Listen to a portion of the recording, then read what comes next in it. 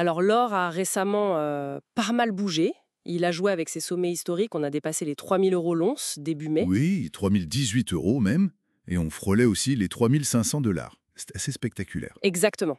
Et puis, bam, une correction. Le cours est repassé sous les 2900 euros lundi dernier. Mhm.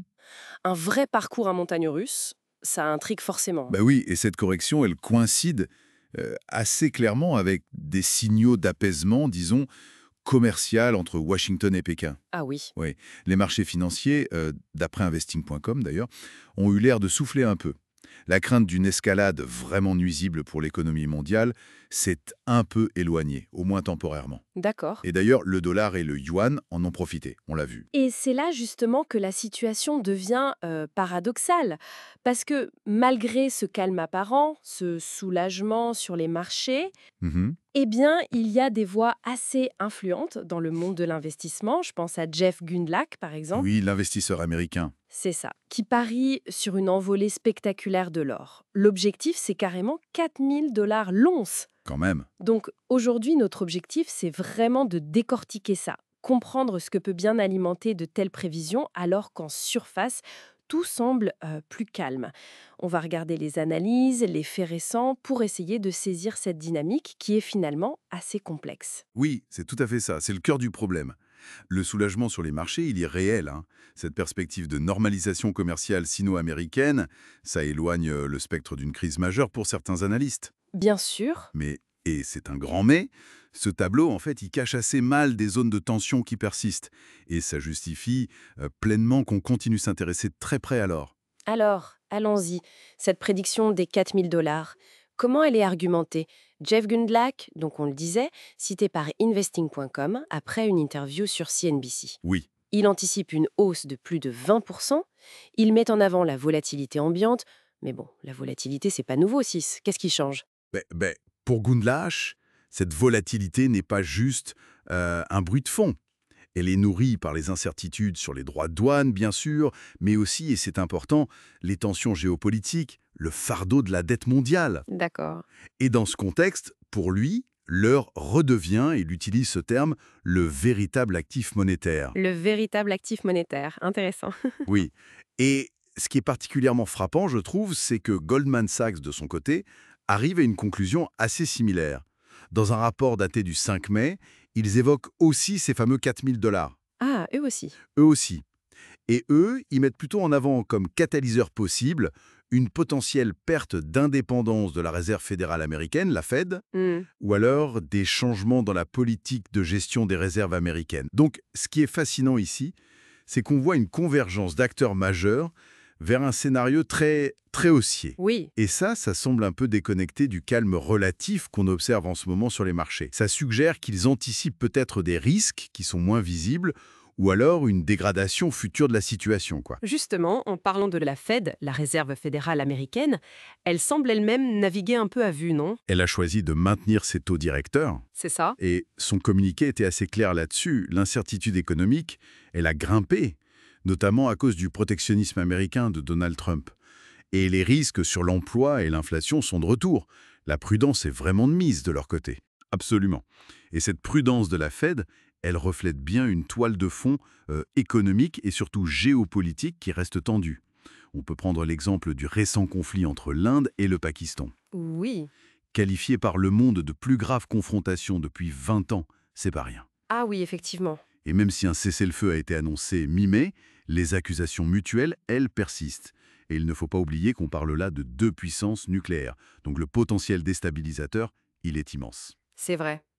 Pourtant, la réaction initiale des marchés financiers a été plutôt mesurée, non?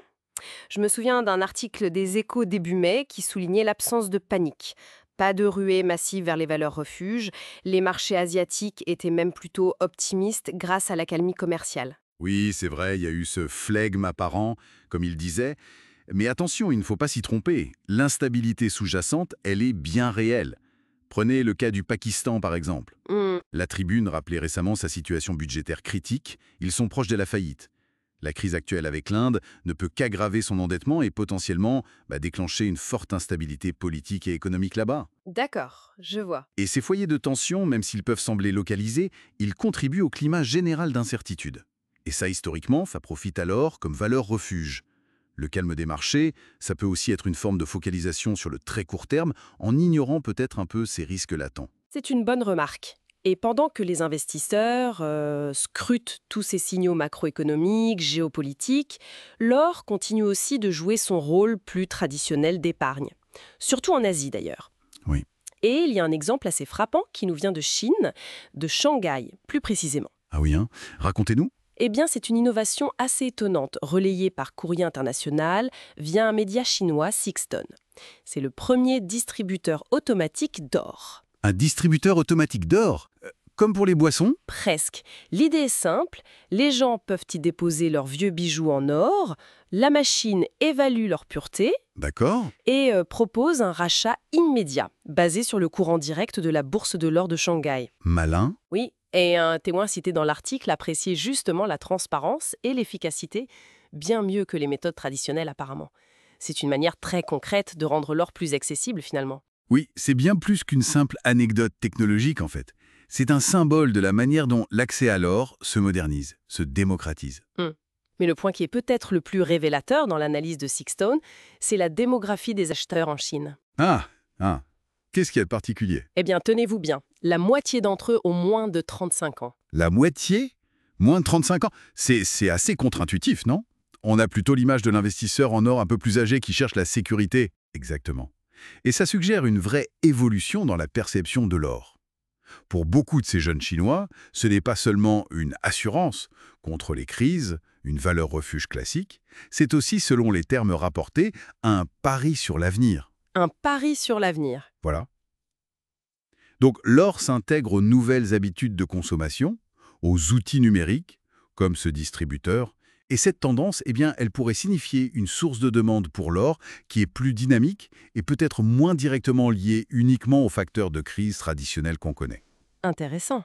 L'attrait pour l'or se renouvelle, il traverse les générations et il s'adapte. Donc, si on essaye de rassembler un peu toutes les pièces du puzzle, on a d'un côté des marchés qui réagissent positivement, plutôt à court terme, aux signes d'apaisement commercial, ce qui fait baisser l'or ponctuellement. C'est ça. Et de l'autre côté, on a des analyses de fonds venant d'acteurs importants qui pointent vers un potentiel de hausse très significatif. On parle de 4 000 $. Exactement.